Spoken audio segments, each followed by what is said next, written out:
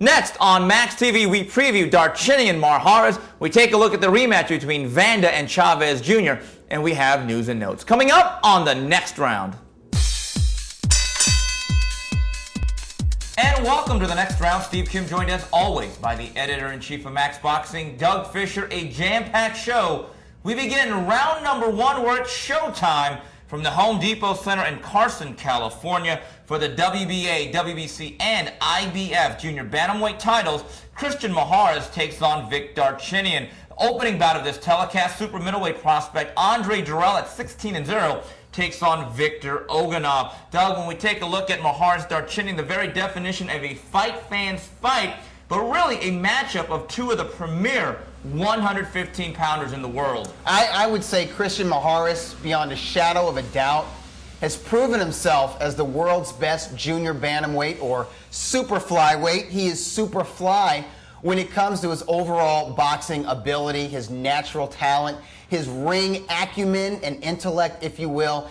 He holds two world titles, Steve, the WBC and the WBA. He's beaten guys like Katsushige Kawashima, Jose Navarro. He absolutely routed Jorge Arce, most recently and most notably Alexander Munoz to partially unify the division. He is my number one super flyweight, and I think a lot of people consider him to be a top 10 or top 15 pound-for-pound player. Number two at 115 pounds, the two-time, long-time WBO title holder, Fernando Montiel from Los Mochis, Mexico, Steve. He may very well be the most naturally gifted 115-pounder, probably the most naturally gifted sub-featherweight fighter in the world who's active today. Number three, Alexander Munoz, the former two-time WBA title holder from Venezuela, makes his home in Japan. Number four, the IBF title holder, Vic Darchinyan, former flyweight title holder and standout. He hasn't been at 115 pounds for very long, Steve, but he had a 12-round draw with Z Gorez in the Philippines, and I thought he deserved to win that contest, and he looked absolutely spectacular, and back to his devastating, heavy-hitting self in knocking out Dmitry Baby Kirilov to win the IBF strap. And number five, the perennial contender, Steve, the four-time title challenger, Jose Navarro. He's still a player in this game, even though he's lost four times in title efforts. Doug, Marhares Darchinyan to me is such an interesting fight because it's the classic matchup of boxer versus puncher, and you alluded to this when it comes to Marhares. You talk about a guy that is crafty, that is technically sound, that is elusive. He is such a good boxer, and his ability to evade punches, he seems to have that Wilfredo Benitez radar. It almost looks choreographed at times. Well, you know what? He makes it look easy because I think part of his natural ability, Steve, is the ability to relax in the ring. It looks like he's having a good time in there, whether it's Kawashima lobbing bombs at him, or Munoz, or Arce, or even when he's in with a fellow boxer like Jose Navarro. He has a style that so far supplants every other style. And I really think it's his intelligence that makes him such a formidable fighter at 115 pounds. He can do it all. I mean, and it's not just defensively. I mean, he shoulder rolls and he blocks and he gets under punches, but it's offensively. He has every punch in the book. He's a southpaw. He's got a great right stick. He throws combinations. He can fight on the inside. He loves to throw uppercuts. And you see him in there, and it's kind of like he's in there freestyling, Steve, and he figures out what he's going to do a split second before he actually does it. And he just makes it look so natural and effortless. It almost looks like a jazz musician riffing freestyle. While you take a look at Vic Darchinyan, I think two words really describe him: brute strength. Brute force, supreme confidence, Steve. I think Showtime recently did an email poll with boxing writers, and I think that Marhares was the overwhelming favorite. The thing about Vic Darchinyan, because of that power and because of that diehard self-belief, and he does seem to have his confidence regained from when he was knocked out last year by Nonito Donaire. If you sit down and you talk to Vic, he will go from being a 4-1 underdog in your mind to like a 2-to-1 underdog or an 8-to-5 underdog or even money. He believes in himself that much. You know he's going to get in that ring and he's going to give it his best. He's going to give it his all because in his mind, he is going to win. And in his mind, he is going to catch Maharis and knock him out. And he makes some good points when you talk to him. He'll look at Maharis' record and you say, hey, he fought Luis Maldonado. To a draw. To a draw. I knocked Maldonado out. He'll say that I knocked out Baby Kirillov. Kirillov was basically almost an even fight with Jose Navarro. Jose Navarro went the distance with Maharis, and it was a split decision, although I don't agree it should have been a split decision. But these are the cases that he makes in his mind in believing that he is a better fighter than Maharis. But, Doug, here's the thing in boxing. Styles make fights, and because A beats B and B beats C, that's exactly right. A does not necessarily beat C or D. Here's what I think. I think Darchinyan has the eraser. If there's a power puncher in this fight, it is definitely this Armenian based out of Australia. But if there's a guy that's going to dominate large stretches of the fight and is a natural 15-pounder, I do believe he has the advantage in size and stature. It is Christian Maharis. Doug, I know me and you both agree. This guy is one of the best 5 or 6 fighters in the world, pound for pound, and I think he solidifies that status with an exciting yet clear-cut decision over Vic Darchinyan. Yeah, I think he outboxes Vic Darchinyan just like he outboxes everybody, Steve. And this guy has grown a lot in the last year or the last year and a half. I saw this guy fight live for the first time in Tokyo, Japan, in his rematch with Kawashima.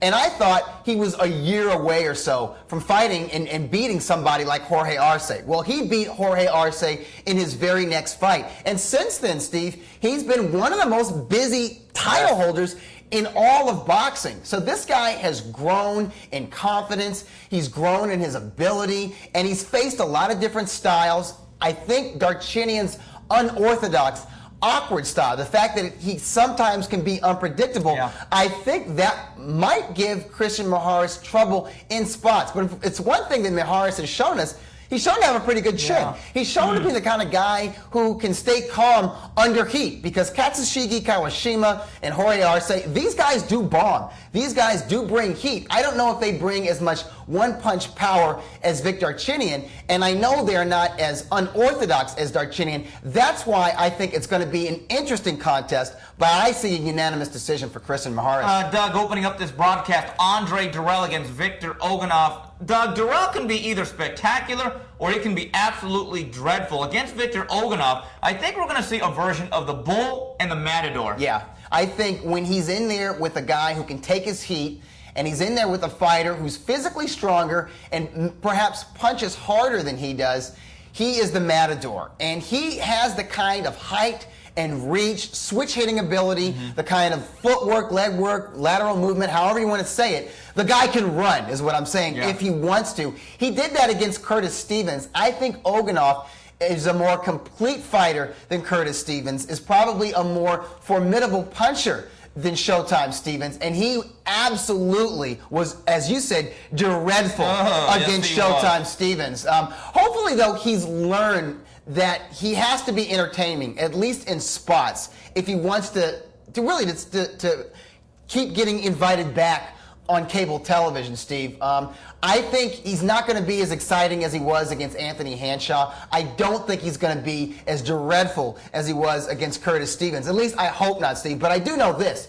He has way too much boxing ability and way too much natural talent to lose to Oganov. I agree with you on that. And to put it into perspective of how dreadful Andre was in that night against Stevens, Lou DiBella had Curtis Stevens, had options. He declined him, which is unprecedented in the game of boxing. Well, that's Showtime from the Home Depot Center in Carson, California. We come back. We take a look at the rematch. The Predator, Vanda, against Chavez Jr. And we're back. Steve Kim, Doug Fischer, talking boxing. On the next round we go to round number 2, and they're calling this the final impact from the Mandalay Bay in Las Vegas, the rematch.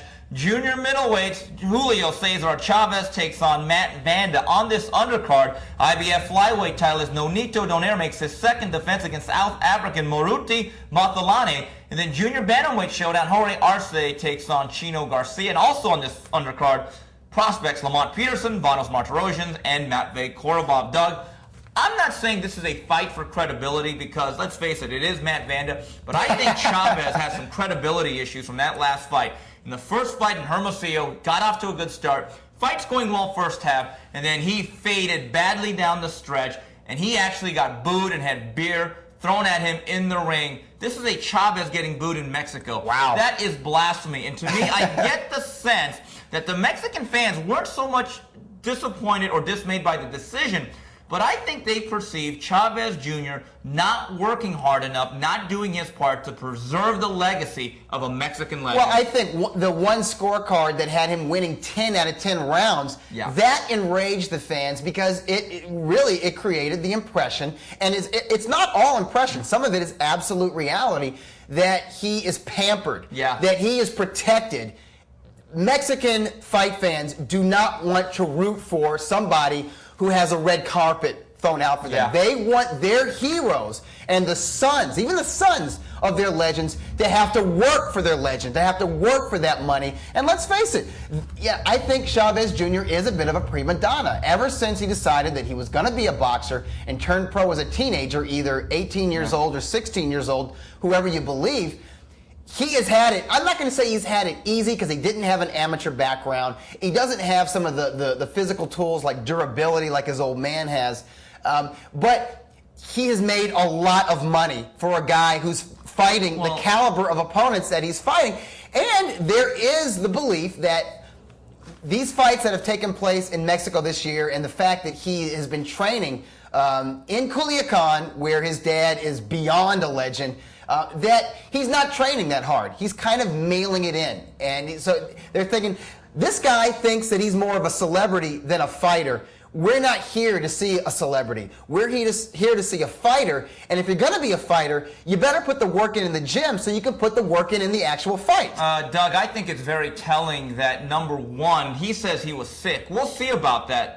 Some would say he's making excuses like his father. Like father, like son. Because Chavez Sr. at the end of his career had a million alibis. And number two, they do have a new trainer out there, Jose Luis Lopez Sr., the father of Maestrito. To me, that's very telling. Here's the thing that I love about Matt Vanda and talking to him Monday. He does not give a damn about the Chavez name. He does not care about the legacy. He actually took a fight in between this against the wishes of Top Rank, and he believes, I'm here to fight. I beat the hell out of him the first time, and when that bell rings, I will not fight slow this time. I'm going to start round 11. I think this is another pitched battle. Yeah, well, see, style-wise, Vanda's always going to be difficult for Chavez because he's got a good jab, and he's got good lateral movement. And, you know, for a modern fighter, he's only 30 years old, but he has 46 pro bouts under his belt. He fights a lot, Steve. He fought 5 times last year.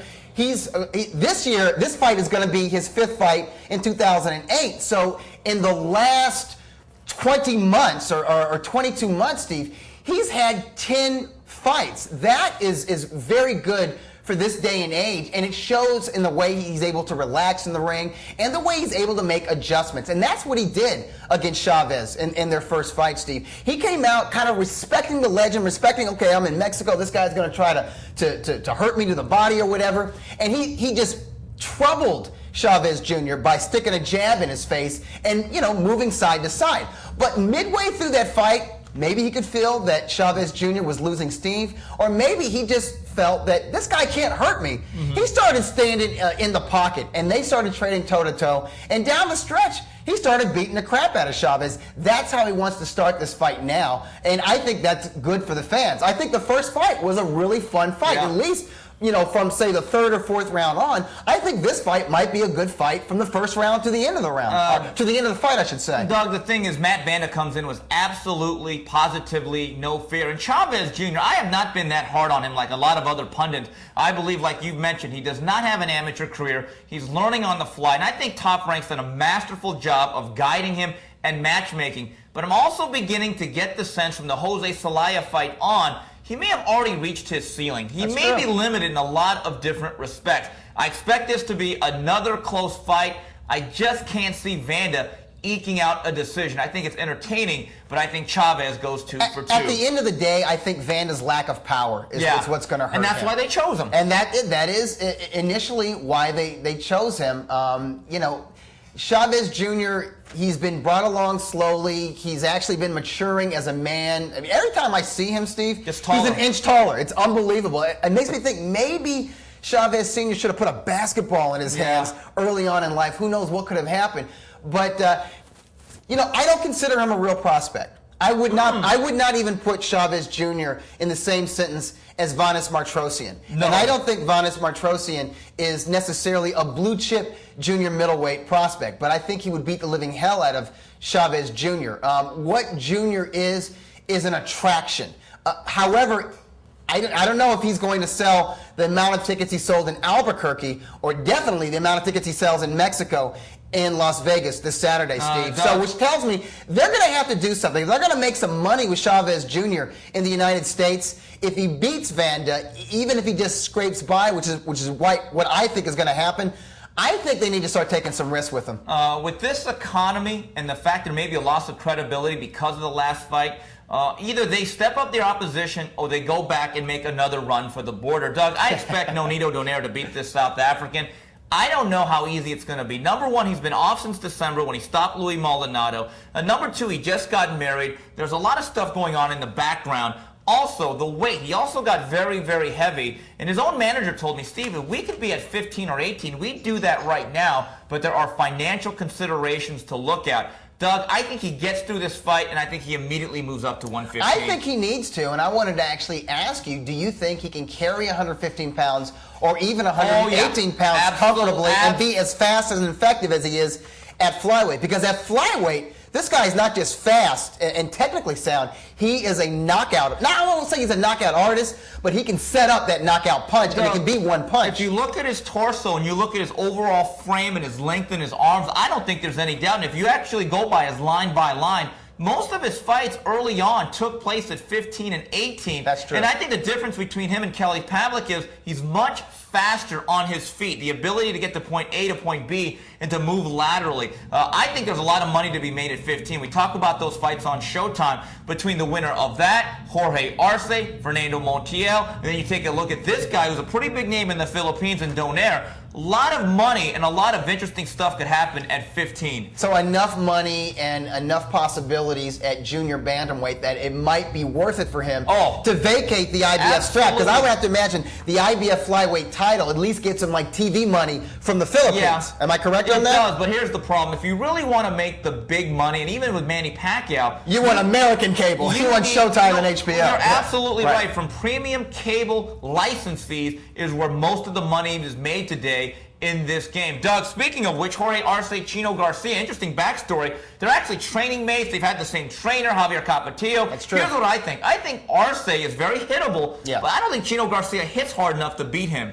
Chino Garcia, he can do everything but punch. He's a ring general. The guy is slick. He's crafty. He's got guts. He can take the fight to you. He can fight backing up. He can fight off the ropes. He's not a bad body puncher. It's just that he never had power, even when he was in his prime as a flyweight, Steve. He is no longer in his prime. He's an old 32. He's fighting at junior bantamweight. And I'll tell you what, Arce at least can punch at 115 pounds. However, I think it's going to be a fun fight. Yeah. I mean, listen, let's face it.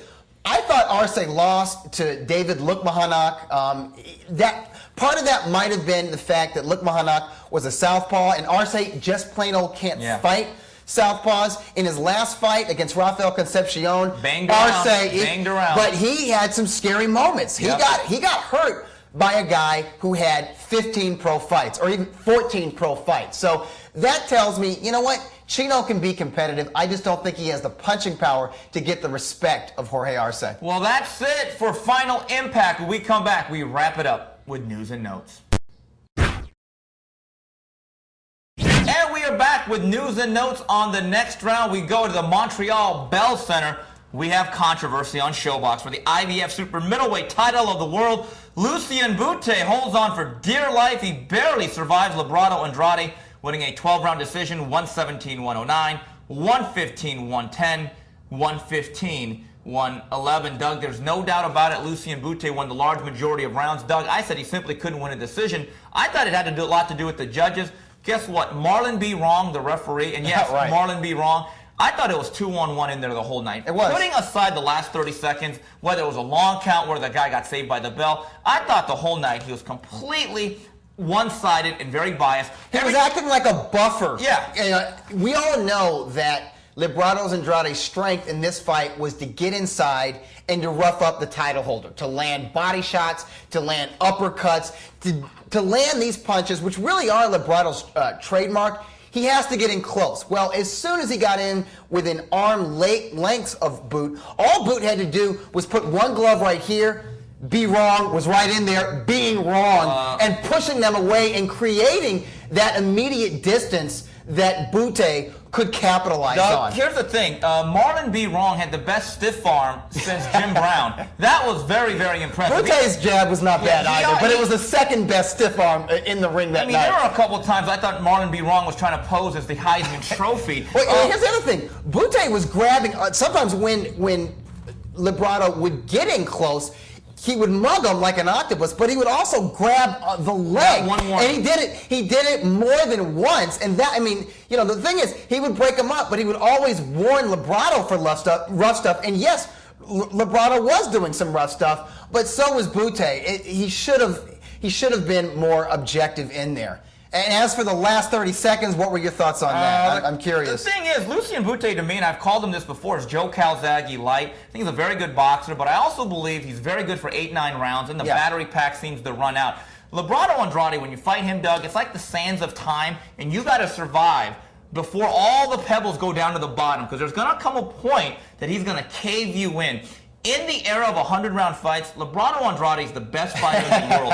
Nobody beats this guy. You have to survive the gauntlet of 36 rounds. I thought Andrade did what he could against a slick, fast southpaw, and I thought he came on like a freight train. I actually think with the nature of this loss, from a marketability standpoint, I don't think Andrade's hurt all that much. No, you know what? And I'll say this. I was impressed with Bute because I thought he could outbox Librado, but I didn't think he could basically shut Librado out the way he did. He outboxed him in the early rounds. I thought Librado had a good fifth round. And then really in the late rounds, it was target practice for Bute. However, the way he wilted, and it wasn't just that he wilted because he's not a 12-round fighter. He usually is a 12-round fighter against a lesser opponent, but it's the constant pressure and the physical strength of Andrade. I think that caved him in, Steve. Yep. And that's what makes Librado special, and that's why I don't think he loses stature as a 168-pound contender. And I don't think he loses any marketability. His marketability is this guy is ultra tough. He can take whatever punch that you can deliver, and if he gets close to you, he's going to hurt you. And that's certainly what he did in the last half of the final round of the fight. I think based on the matchups with Andrade, and again, styles do make fights, it's clear. Lucian Bute is one of the 4 or 5 best super middleweights in the world. I agree. But he's certainly not in the class of Mikkel Kessler, who blew out Danilo Hauser this week. I really like Bute. I think he's a great draw. I think he's someone that's an attraction. But going back to Marlon B. Wright with the IBF and the promoters involved, I thought it sent a terrible message that this guy was from Montreal, this fight was in Montreal, and the promoter Interbox is basically staked in Montreal. Those are the things that really hurt the credibility of boxing. Yes, that's true, but I think Andrade's management, isn't he managed by the great Al Heyman? And Golden Boy. And isn't he promoted by Golden Boy? We're talking about 2 of the premier power brokers in the United States.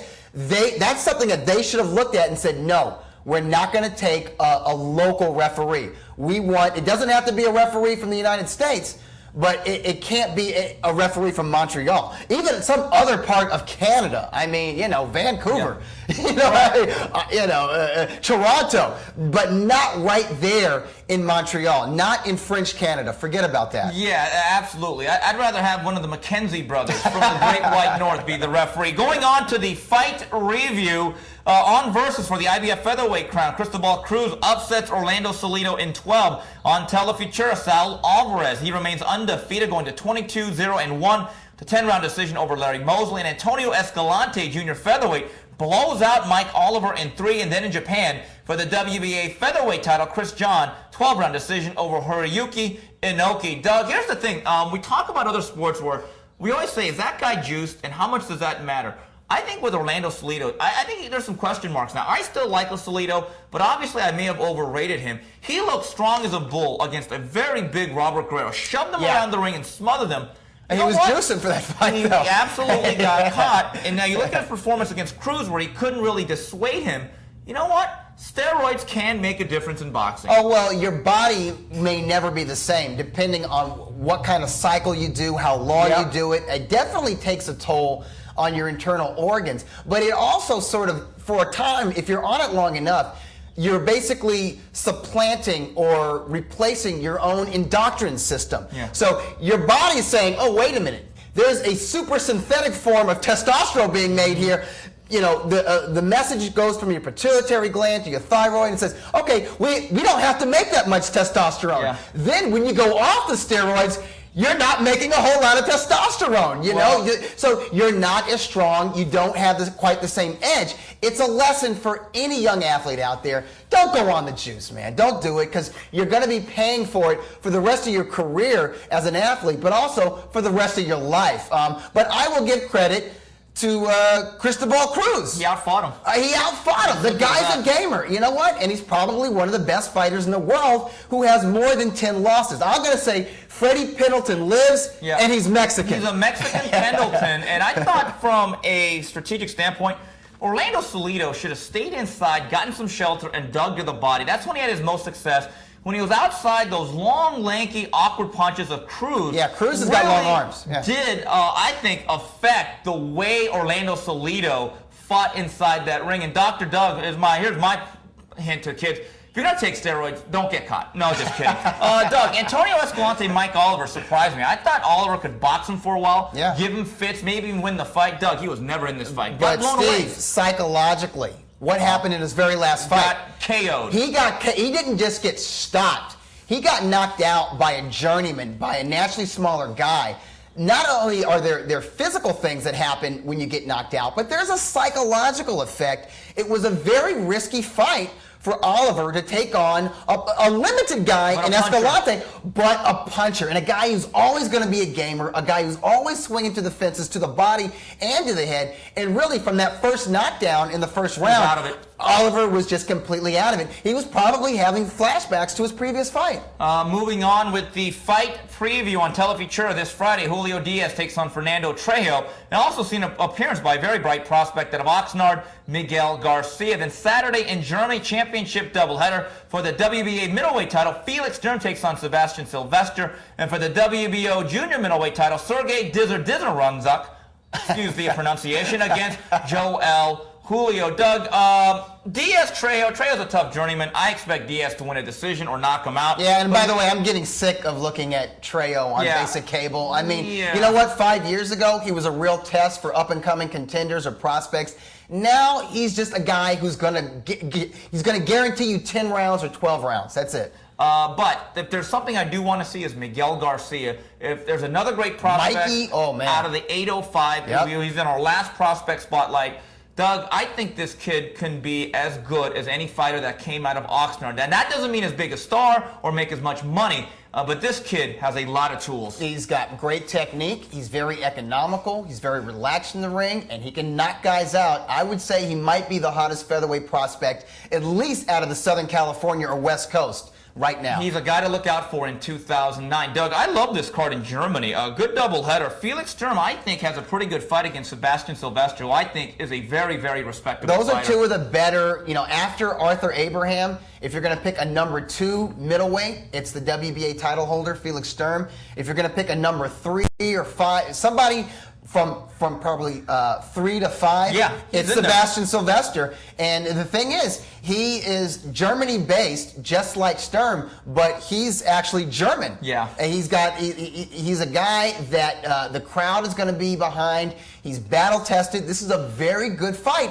And, I think Sturm has looked good in his last 2 contests. I thought he looked very good in the rematch with Randy Griffin, and I thought he looked very good knocking out some undefeated guy in his previous fight. Doug, Sergey Dizzy Diz, I like Dizzy this Diz. guy. That's what you call him. He's a lot like the kid that starred on a Boxing After Dark a month ago. Sergio Martinez, Yes. left-handed, very Tall, smooth. rangy, Right. good outside boxer. And Yes. Joel Julio, to me, I think he's like a poor man's John the Beast Mugabe. And he's also a guy that, to me, he'll beat the second and third and fourth echelon guys. He'll look spectacular. But against the very elite, especially guys that can really box and be technically sound and hold themselves together, I think that's when he becomes a little bit exposed and unravels. I can't see him going to Germany and beating Dizzy Diz. Well, the thing is, Zinzaruk is undefeated, is he not? He Yes, had a he good is. amateur background. He's a southpaw.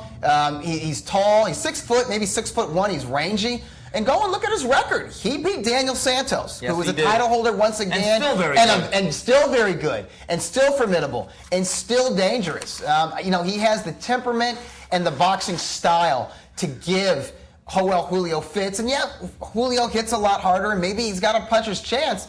But if Zinzaruk doesn't just stick his chin out and say, hey, knock me out, Mr. Colombian, I think he has a very hard, frustrating night, Steve. I would say Zinzaruk is probably one of the most underrated title holders in the game. There's no doubt about it. And to hurt somebody, you got to hit him. I don't know if he's going to do that. Well, that's it for this week's edition of TNR. On behalf of Doug Fischer and the rest of Max Boxing, till the next round, goodbye, everybody.